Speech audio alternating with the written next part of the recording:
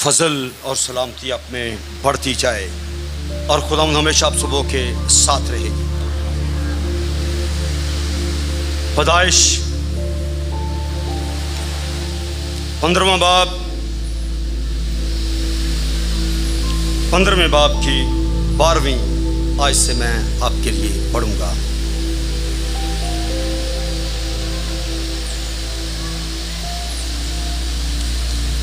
लिखा, सूरज डूबते वक्त अब्राम पर गहरी नींद गालिब हुई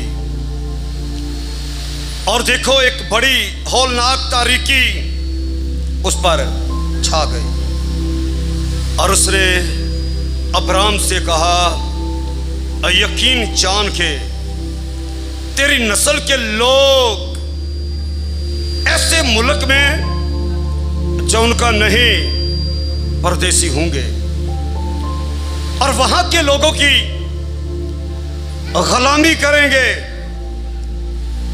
और 400 वर्ष तक उनको दुख देंगे। लेकिन मैं उस कौम की अदालत करूंगा जिसकी वो गुलामी करेंगे और बाद में वो बड़ी दौलत लेकर वहां से निकल आएंगे और तो सही सलामत अपने बाप दादा से जा मिलेगा और नहायत पीरी में दफन होगा और वो चौथी पुश्त में यहां लौट आएंगे क्योंकि अमूरियों के गुनाह अब तक पूरे नहीं हुए। सो कलम में आगे पढ़े जाने पर खुदावंद की बरकत हो। खुदा अब्राम पर रोया में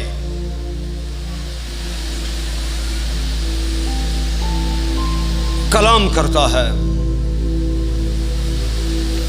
और उसे पैगाम देता है और वो पैगाम उसके लिए क्या है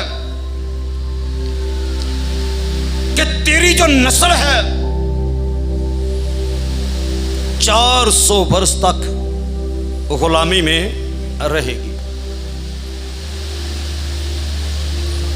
और जिनकी गुलामी में रहेंगे उनके हाथों दुख उठाएंगे और फिर 400 वर्ष के बाद मैं अपने वादे को याद करूंगा और उनको वापस उसी मुल्क में ले आऊंगा जिसका वादा मैंने तुझसे और तेरी नस्ल से किया है।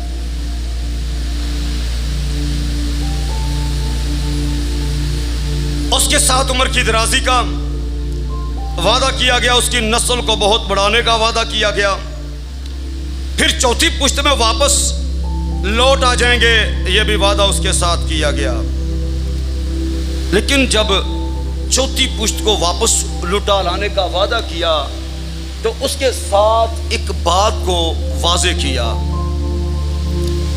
जरा इस पर गौर करेंगे कि खुदा उसको ये साथ क्यों कह रहा है। 16वीं आयत, और वो चौथी पुश्त में यहां से मराद मुल्के केनान में क्या होगा, लौट आएंगे क्योंकि इमूरियों के गुनाह अब तक पूरे नहीं हुए। अगर गौर करेंगे शायद कोई इस बात को समझे कि ये बात है क्या। मैं चौथी पुश्त में तेरी नस्ल को वापस लौटा लाऊंगा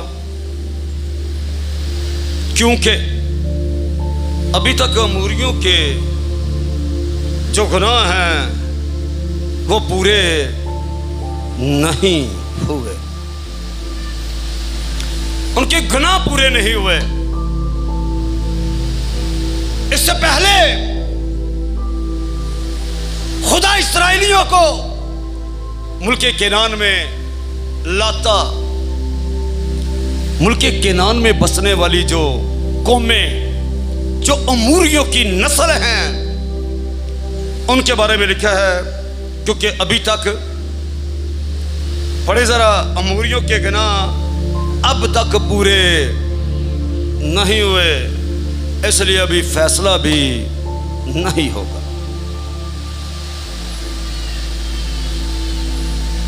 खुदा की मोहब्बत देखें,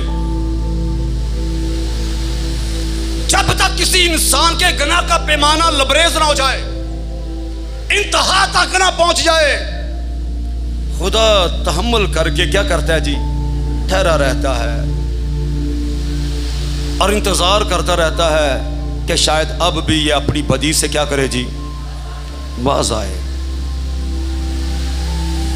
खुदा से क्यों करता है? क्योंकि वो किसी की हलाकत नहीं चाहता।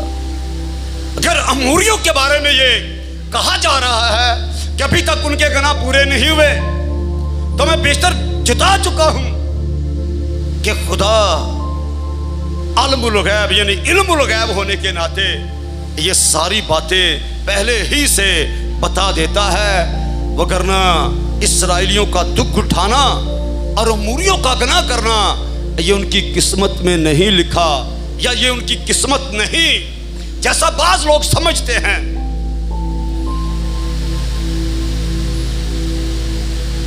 किस्मत के जो मानी, उनका जो मफहूम उसमें पाया जाता है, बाइबल बिल्कुल भी इसके तलक से कुछ नहीं बोलती। हाँ, किस्मत लफ्ज़ बाइबल में इस्तेमाल हुआ है, लेकिन इसके तलक से बाइबल कुछ भी बोलती नहीं। पर बाज क्योंकि ये समझते हैं, इसलिए ये कहा जा रहा है कि ये उनकी किस्मत में नहीं था कि अमूरी गुनाह ही करते रहे, और ना इसराइलियों की किस्मत में ये था कि वो दुख ही उठाते रहे, और ना आज ही किसी के बारे में खुदा का ये फैसला है कि ये दुख ही उठाए, या किसी के बारे में ये फैसला है कि ये गुनाह ही करता रहे।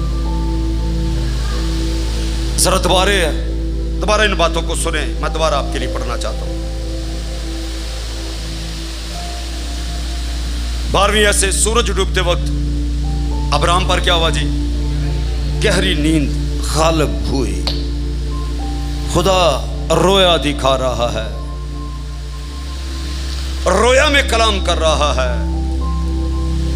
बाजों का कहना है जी, ख्वाब नींद में और रोया खुली आंखों से यानी जागते देखी जाती है। जरा ऐसी सोच जो बना के बैठे हुए हैं, जरा बाइबल को सही तरह से पढ़ लें कि अब्राम पर गहरी नींद है, गलबा है उस पर, जब उसको ये रोया दिखाई गई।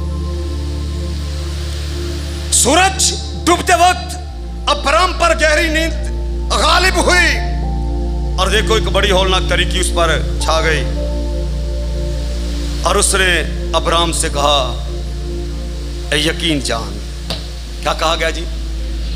यकीन जान, ये सच है कि तेरी नस्ल के लोग ऐसे मुल्क में जो उनका नहीं क्या होंगे, परदेसी होंगे, और वहां के लोगों की गुलामी करेंगे, और 400 वर्ष तक उनको,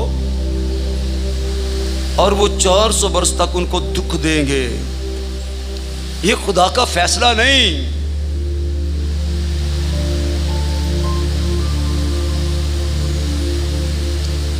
ये खुदा का फैसला नहीं। जैसा मैंने पहले बताया, खुदा पहले से जानने की बुनियाद पर, बोलो खुदा 400 वर्ष तक जानता था कि नहीं कि इसराइलियों के साथ क्या होगा? बोले ना जी। तो ये फैसले की बुनियाद नहीं, ये जानने की बुनियाद पर है। खुदा पहले से जानता था। कोई ये ना समझे कि खुदा ने उनके बारे में ये फैसला किया था कि ये गुलामी में रहेंगे। ये फैसला नहीं सुनाया जा रहा, बल्कि ये बताया जा रहा है जानने की बुनियाद पर, पहले से जानने की बुनियाद पर ये कहा जा रहा है कि तेरी नस्ल उस मुल्क में जो उनका नहीं क्या होगी जी, गुलाम होगी, और वो 400 वर्ष तक उनको क्या करेंगे जी, दुख देंगे। लेकिन मैं उस कौम की क्या करूंगा जी, अदालत करूंगा जिसकी वो गुलामी करेंगे, और बाद में क्या है जी, वो बड़ी दौलत लेकर वहां से निकल आएंगे और तू सही सलामत अपने बाप दादा से जा मिलेगा और नहायत पीरी में दफन होगा और वो चौथी पुश्त में यहाँ लौट आएंगे, क्योंकि अमूरियों के गुनाह अब तक पूरे नहीं हुए। मैंने बताया खुदा उस वक्त तक किसी के बारे में फैसला खुदा ने किताब मुकद्दस वाज़े तौर पर बयान कर दिया है। खुदा ने उन कौमों को, खुदा ने उन नस्लों को दुनिया भर से क्या कर दिया जी, मिटा डाला। जिनकी बदी का शोर कहां तक पहुंच गया जी, आसमान तक पहुंच गया। जिनकी बदी इंतहा को पहुंच गई, बदी का पैमाना लबरेज हो गया। ऐसी कौमों को खुदा ने सफाई हस्ती से क्या कर दिया, मिटा, नामो निशान तक उनका मिटा दिया। किसी को पानी से बर्बाद कर दिया और किसी को आग और खंदक भेजकर क्या कर दिया, बर्बाद कर दिया। नामो निशान तक उन कौमों का क्या कर दिया जी, मिटा दिया। पर इससे पहले कि किसी के गुनाह पूरे हो जाएं, खुदा तहम्मुल करके ठहरा रहता है। जैसे पतरस के खत में लिखा, खुदा नूह के वक्त में तहम्मुल करके क्या करे जी, ठहरा रहा। ठहरने से मुराद इंतजार करता रहा। फिर कहूंगा क्यों खुदा इंतजार करता है, बोलो ना जी, क्यों इंतजार करता रहता है इंसान का। फिर कहूंगा वो किसी की, ये खुदा का मंसूबा कभी भी नहीं है। उसका मंसूबा हर दौर में इंसान को बचाने का है। आज भी खुदा का मंसूबा हर इंसान के लिए यही है, इंसान बदी से बाज आए। इससे पहले कि उसके गुनाह पूरे हो जाएं, वो अपनी बदी से बाज आए। इस्राएलियों को वो लाने वाला है, और उस मुल्क में जो आबाद हैं अमूरियों को खुदा बर्बाद करने वाला है। पर इससे पहले खुदा इस्राएलियों को मुल्क केनान में लाए और अमूरियों को वहां से निकाले। दोबारा मैं जरा 16वीं आयत पढ़ना चाहूंगा। और वो चौथी पुश्त में यहां लौट आएंगे। चौथी पुश्त में पहले नहीं आएंगे, 430 वर्ष से पहले वो नहीं आएंगे। वजह क्योंकि अमूरियों का गुनाह अब तक पूरे, अमूरियों के गुनाह अब तक पूरे नहीं हुए। उधर खुदा इस्राएलियों को सिखा रहा है और इधर अमूरियों को खुदा क्या कर रहा है जी, बचा रहा है। खुदा हर वक्त इंसान को सिखाता रहता है और हर पल उसको बचाता रहता है। ये खुदा का असली मंसूबा है। पर इंसान सीखने से इनकार और बचने से भागता है। खुदा का मंसूबा फर्क है और इंसान का मंसूबा फर्क है। पर जब तक खुदा का मंसूबा और इंसान का मंसूबा एक ना हो जाए, इब्ने आदम का आना नहीं होगा। हर एक जान तक जब तक ये पैगाम ना पहुंच जाए, उसका आना नहीं होगा। इसलिए दोबारा सुने। और वो चौथी पुश्त में यहां क्या होगा जी, लौट आएंगे, क्योंकि अमूरियों के गुनाह अब तक पूरे अभी थोड़े रहते थे और खुदा देख रहा था शायद अब ही ये अपनी बदी से बाज आ जाए। अब जरा दूसरी तरफ भी देखें, खरूज निकाले मेरे साथ, फिर आगे बढ़ेंगे।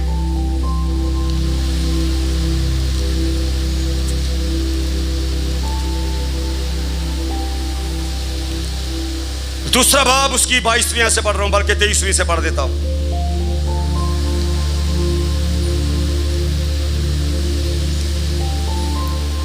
यहां पर लिखा है और एक मुद्दत के बाद यूं हुआ कि मिस्र का बादशाह मर गया और बनी इस्राएल अपनी गुलामी के सबब से क्या लिखा जी आह भरने लगे और रोए।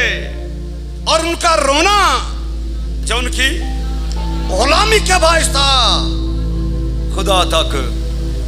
अगर बदी का शोर खुदा तक पहुंचता है ना, तो जब हम खुदा से फरियाद करते हैं तो वो भी खुदा तक पहुंचती है। इस बात को कभी नहीं भूलना। जहां बदी का शोर पहुंचता है वहां पर ईमानदार की फरियाद भी खुदा तक पहुंचती है।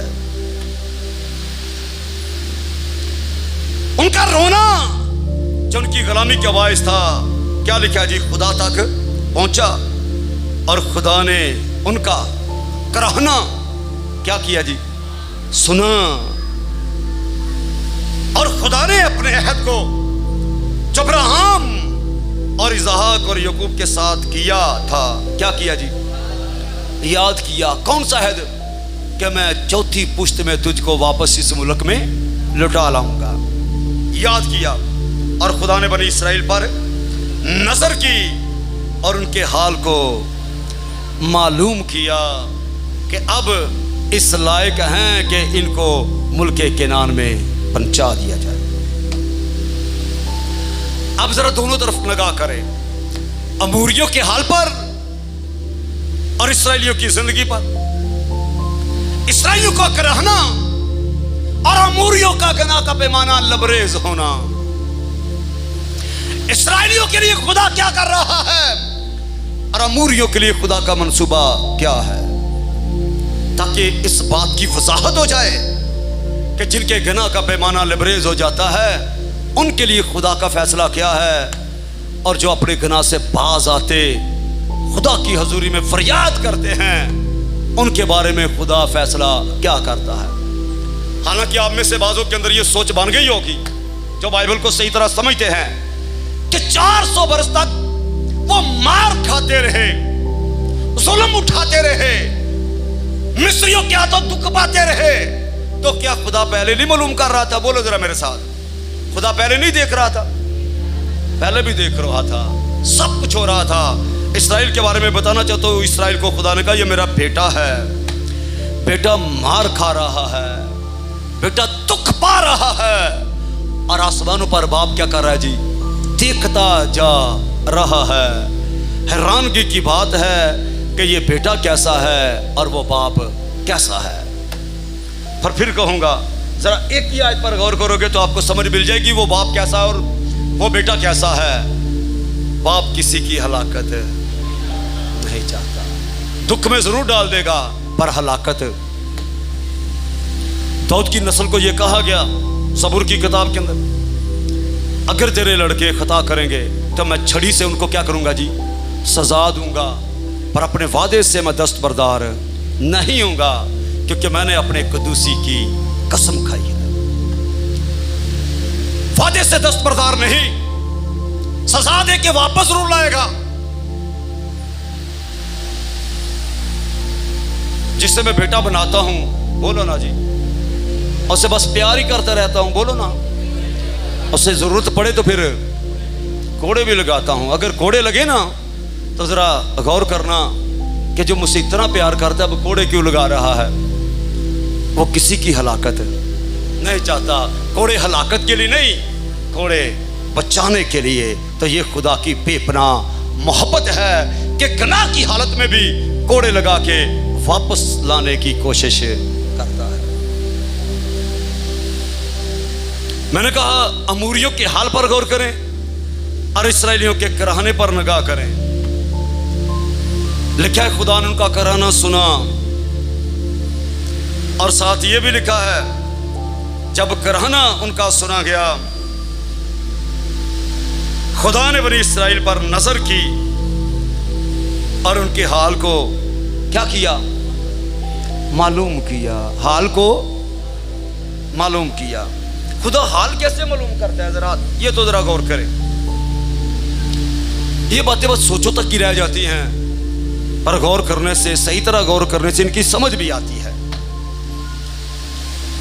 आसमानों का खुदा दिलों और गुर्दों का जांचने वाला है, तो फिर वो हाल किस तरह मालूम कर रहा है? याद रखो, खुदा के हाल मालूम करने का भी वही तरीका है जो इंसान के हाल मालूम करने का तरीका है। दो गवाहों के बगैर कोई फैसला होता है? बोलो जी जमीन पर। इस तरह आसमान पर भी दो गवाहों के बगैर फैसला नहीं होता। खुदा हाल मालूम करता है।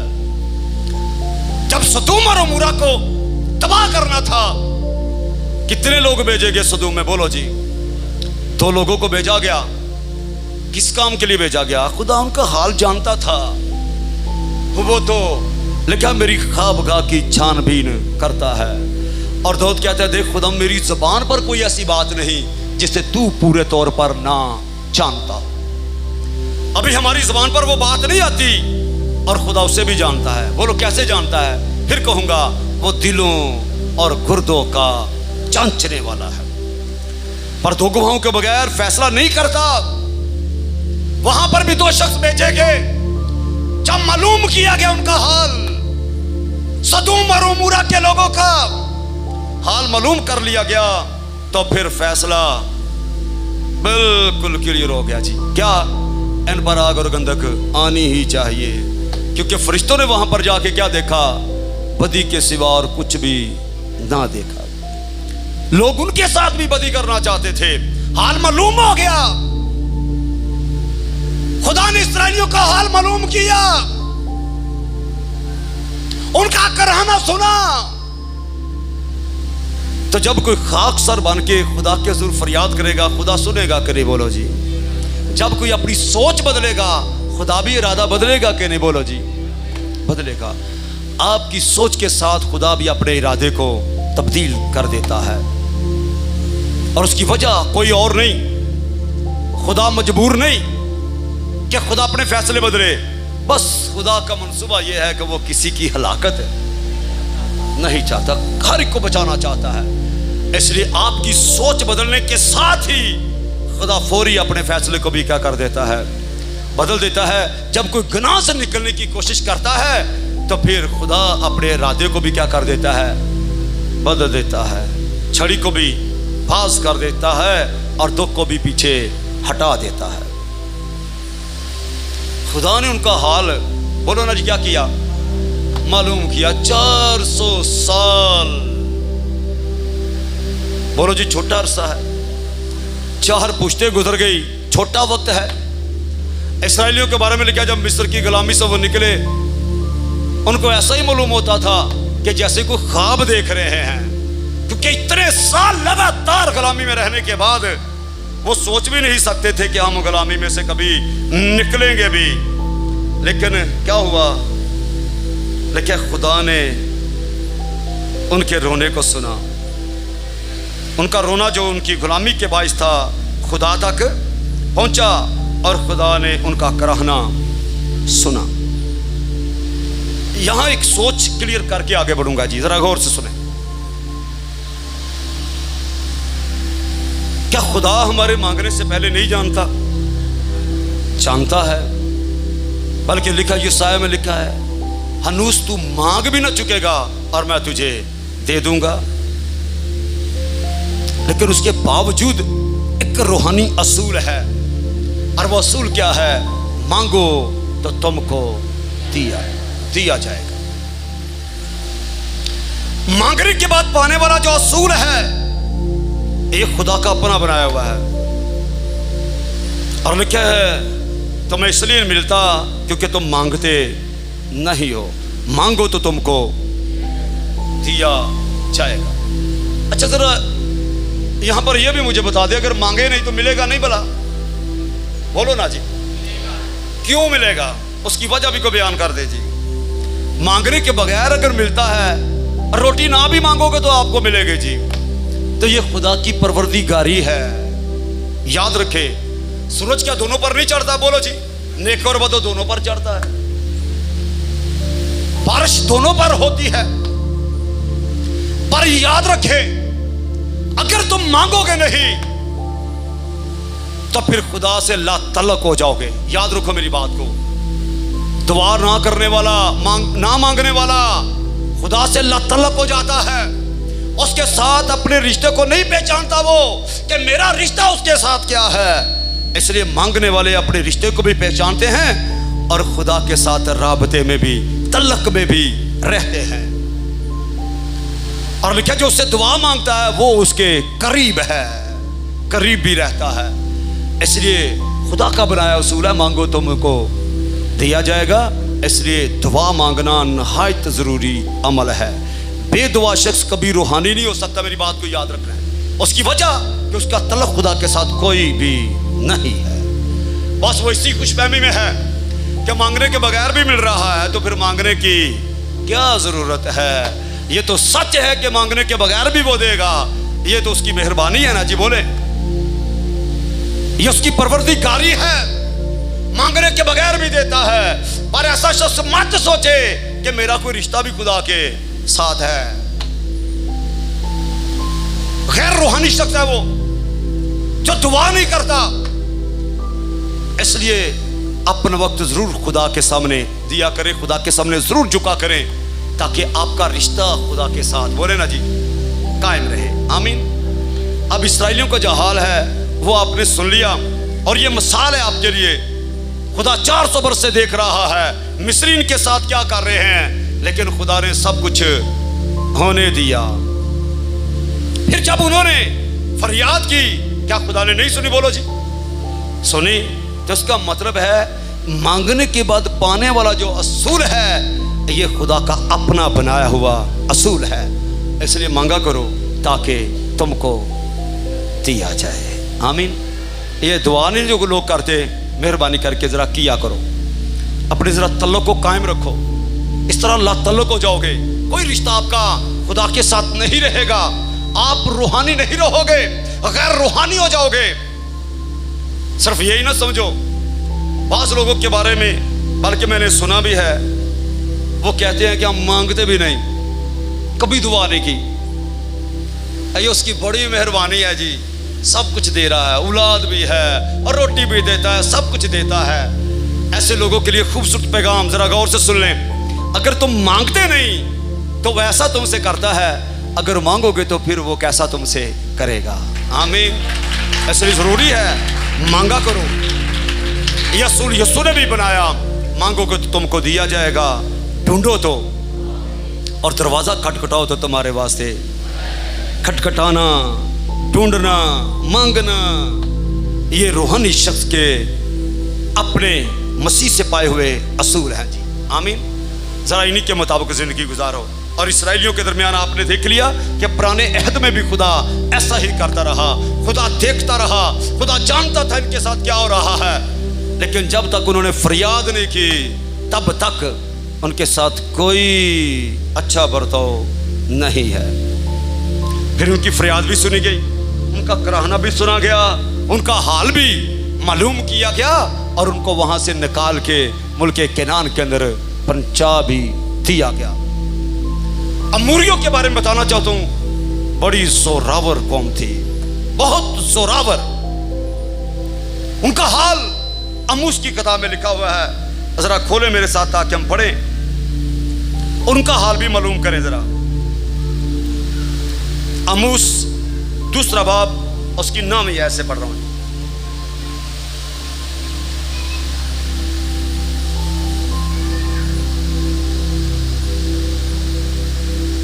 दूसरा बाब नावियत में लिखा, हालांकि मैं ही ने उनके सामने से, आगे क्या लिखा जी, अमूरियों को क्या किया जी, नेस्त किया, जो देवदारों की मानिंद बुलंद और बलूतों की मानिंद क्या थे जी, मजबूत थे। हम मैं ही ने ऊपर से उनका फल बर्बाद किया और नीचे से उनकी, जब बर्बाद करने पर आता है तो किसी को मालूम ही नहीं होता, ऊपर से फल भी काट देता है, नीचे से जड़ें भी, ना ऊपर से किसी काम का, नीचे से किसी काम का। और ऐसे के बारे में लिखा है, जो डाली काटी जाती फिर वो आग में डाली जाती।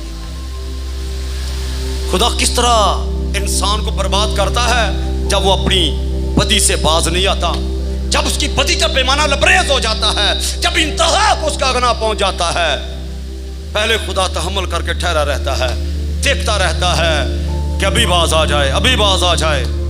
पर जब ऐसा नहीं होता तो फिर खुदा क्या करता है, ऊपर से फल काट देता है, नीचे से जड़ें काट देता है।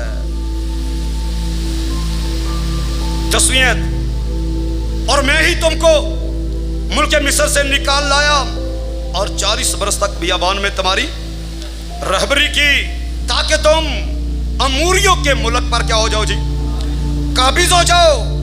और मैं ही ने तुम्हारे बेटों में से, आगे क्या लिखा जी, नबी और तुम्हारे जवानों में से नसीर बर्पा किए। खुदा फरमाता है, ऐ बनी इस्राएल, क्या ये सच नहीं कि मैं ही ने ऐसा किया? बड़ी जोरावर कौम थी वो, तुम का मुकाबला नहीं कर सकते थे। जब मूसा ने जसूसों को भेजा तो वो बलि पर अंगूरों का गुच्छा लटका के लाए और आके मूसा को बताया कि हम तो उनकी नजर में टिड्डे से हैं, बड़े ही कमजोर हैं, हम कैसे उस मुल्क को फतह करेंगे। लेकिन ये यशवा और कालेब थे जिनका ये बयान था कि हम उस मुल्क को फतह करेंगे। आमीन। याद रखिए, जो ये कह रहे थे हम फतह नहीं कर सकते, वो अमूरियों के कद देख रहे थे, उनका जोर देख रहे थे। लेकिन जो ये कह रहे थे हम उनको फतह कर लेंगे, वो उनके कद नहीं, वो अपने जिंदा खुदा को देख रहे थे। Praise Lord. जो अपने खुदा को देखते हैं हर मैदान में फतह पाते हैं। और जो इंसानों को, मलाउन है वो शख्स जो आदमियों पे भरोसा करता है। और यहाँ पर खुदा कहता है, मैंने अमूरियों के साथ क्या किया, उनके नीचे से जड़ें काटी, ऊपर से उनका फल खत्म कर दिया। और इसराइलियों के साथ किया कि उनमें से नबी बर्पा किए और उनके जवानों में से नाज़ीर, ताकि पर वक्त उनके पास खुदा का कलाम पहुँचे। आमीन। ऐ इस पुश्त के लोगों, खुदा के कलाम का लिहाज करो। उनके लिए जड़ें काटी गई, उनका फल खत्म। पर इसराइलियों के लिए क्या किया गया, नबी बर्पा किए गए। नबी क्या करता है, नबूवत करता है। नबी क्या करता है, बर वक्त बोलता है, कलाम करता है कि इस कौम को अब क्या करने की जरूरत है। पुराने को पढ़ के देखिए, पहला सलातीन, वहां पर भी नबी को खुदा ने भेजा। पहला सलातीन 21वां बाब।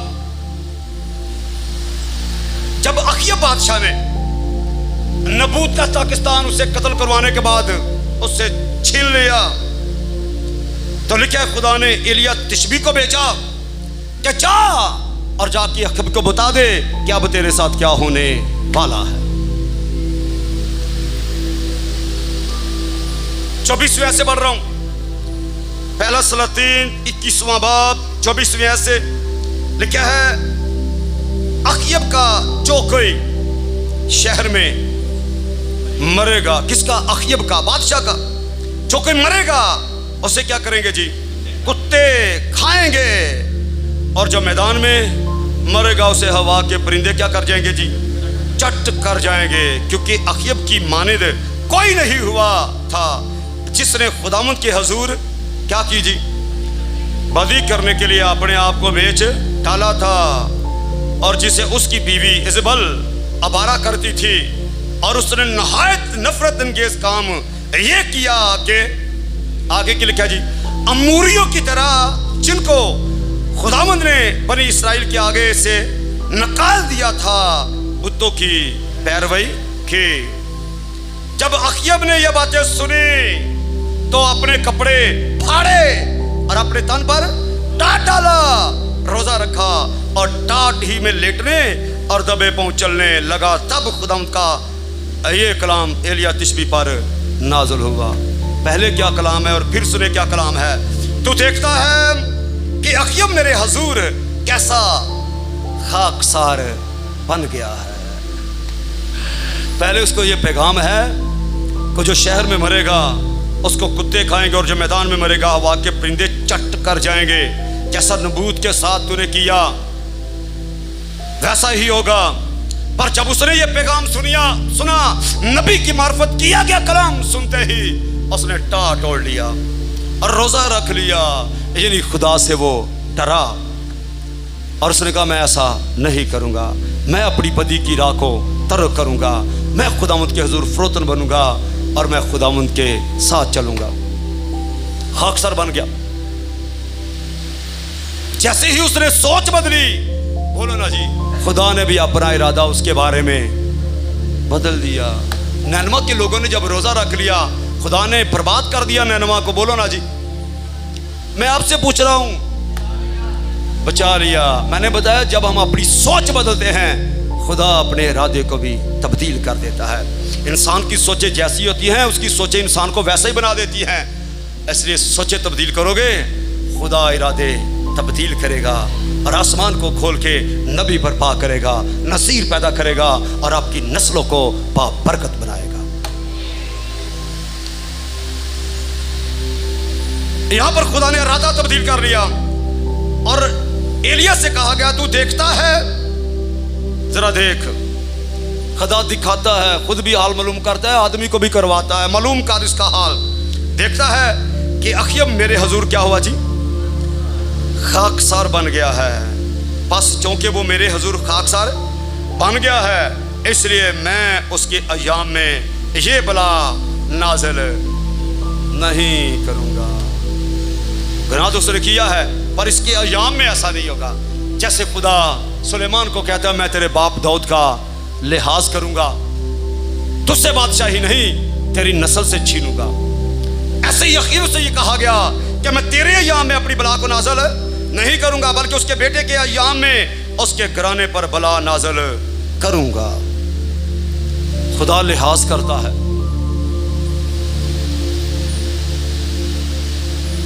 पर मजे की बात यह है कि अगर आप तौबा करेंगे, सच्चे दिल से तौबा करेंगे, आपका गुनाह आपकी नस्ल पर नहीं आएगा। आमीन। पुराने हद को पढ़ो तो आपको मालूम होगा खुदा गुनाह की सजा जरूर देता है। बेशक उस वक्त ना दे। क्या कहता है सुलेमान को, मैं तेरे बाप दाऊद का क्या करता हूं जी लिहाज, तूने नाफरमानी की, बुतों के आगे झुका, तुझसे बादशाही नहीं, तेरी नस्ल से जरूर छीन लूंगा। बोलो छीनी गई कि नहीं। अखयब जब खाकसार बन गया गुनाह करने के बाद, खुदा ने उसे मुआफ कर दिया और उसे कहा कि ये तेरे अय्याम में ऐसा नहीं करूंगा। जो बला में नाज़िल करने वाला था, क्या बला थी कि जो शहर में मरेगा कुत्ते खाएंगे और जो मैदान में मरेगा हवा के परिंदे चट कर जाएंगे। पर मैं तेरे अय्याम में ऐसा नहीं करूंगा, तेरी नस्ल के साथ ऐसा करूंगा। जब हम नए हद में आते हैं तो बाइबल बड़ा खूबसूरत मशवरा देती है। आए जरा रसूलों का ईमान निकाले मेरे साथ और फर्क पर गौर करें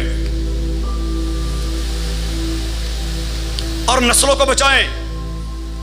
मेरा खुदा नस्लों का खुदा है, उसकी वफादारी नस्ल दर नस्ल यानी पुश्त दर पुश्त रहती है। आओ अपनी पुश्तों को बचाएं।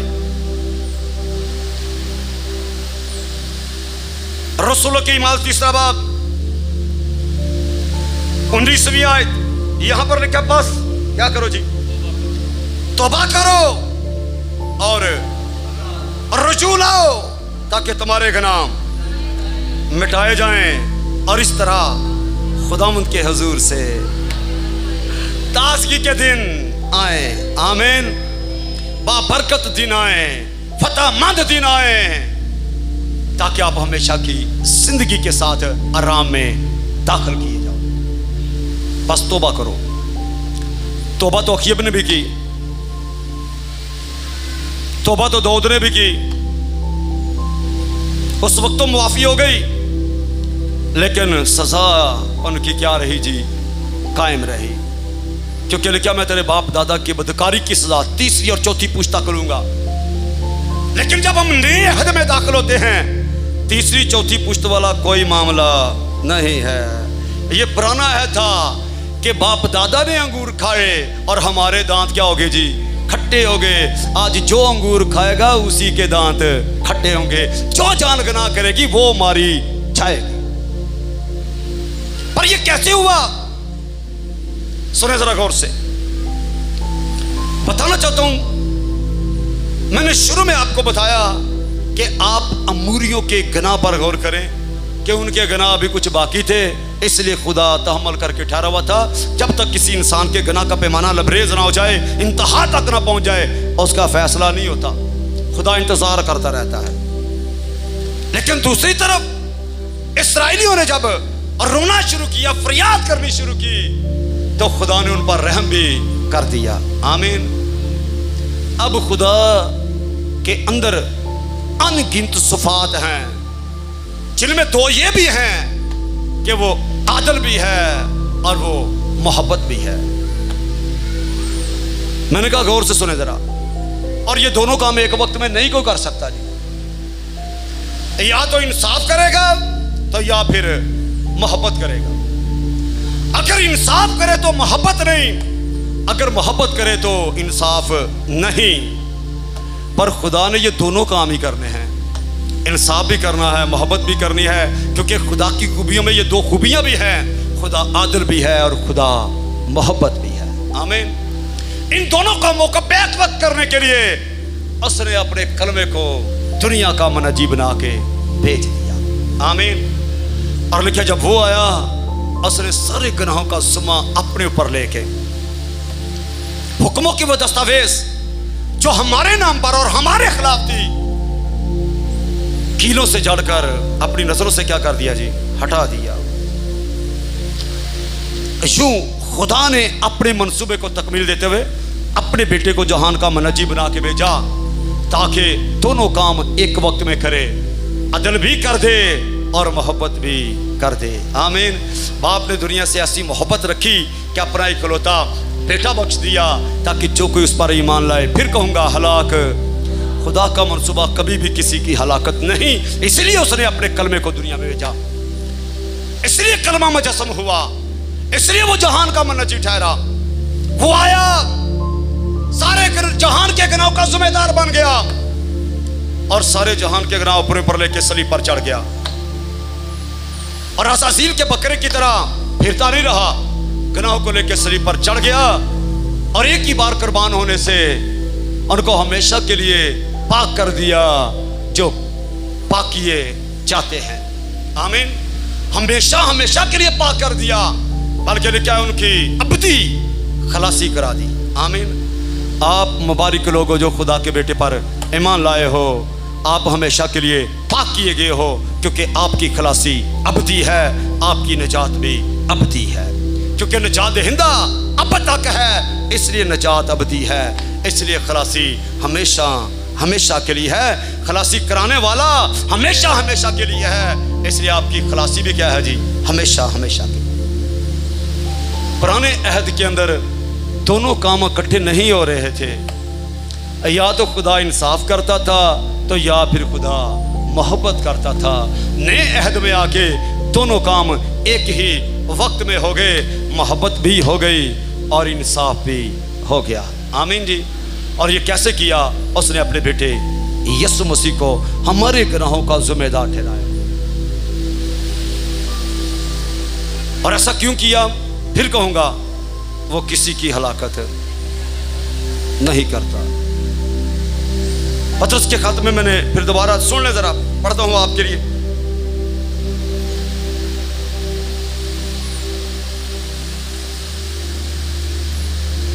पहला पतरस 3 बाब 19वें ऐसे यहां पर लिखा है, इसी में उसने जाकर उन कैदी रूहों में मनादी की। अब उसकी मोहब्बत देखे, कैदी रूहों में जाके मनादी की जो उस अगले जमाना में नाफरमान थी, जब खुदा नूह के वक्त में क्या कर रहा था जी? तहम्मुल करके क्या करा जी? ठहरा रहा। और वो कश्ती यानी बचाव वाली कश्ती तैयार हो रही थी, जिस पर सवार होकर थोड़े से आदमी यानी 8 जाने पानी के वसीला से बची। लिखा उसी पानी का मुशाबा भी यानी बपतिस्मा यीशु मसीह के जी उठने के वसीला से अब तुम्हें बचाता है। उससे जिस्म की नजासत का दूर करना मुराद नहीं, बल्कि खालिस नियत से खुदा के तालिब होना मुराद है। आमीन। उसी पानी का मुशाबा यानी बपतिस्मा भी अब क्या करता है, तुम्हें बचाता है, क्योंकि ये वादा तुम और तुम्हारी औलाद यानी नस्ल से है, और उन दूर के लोगों से भी है जिनको खुदावंद हमारा खुदा अपने पास बुलाएगा। इसलिए ज़रूरी है अमूरियों के हाल पर तवज्जो की जाए, और इसराइलों का फरियाद करना, रोना यानी कराहना, उस पर भी ज़रा नज़र की जाए। कराहने वाले, फरियाद करने वाले, मांगने वाले किस तरह मकबूल हो जाते हैं, पर जब पति को छोड़ा नहीं जाता तो किस तरह वो लोग बर्बाद हो जाते हैं। खुदा मैंने बताया नामो निशान तक मिटा देता है। अब देखिए, जब बेटे ने गुनाहों की जिम्मेदारी ली तो बेटे के साथ उसने क्या किया? जब बेटे ही को दरेक ना किया तो फिर किसी दूसरे से कैसे दरेक करेगा वो? बोलो ना जी। इसलिए जरूरी है कि जब उसने अपनी मोहब्बत की इंतहा कर दी है, अपने इकलौते बेटे यीशु को दुनिया में भेज के आए, उस पर ईमान लाएं, ताकि हलाक ना हों बल्कि हमेशा की जिंदगी पाएं। खुदा इस कलाम के वसीला से मुझे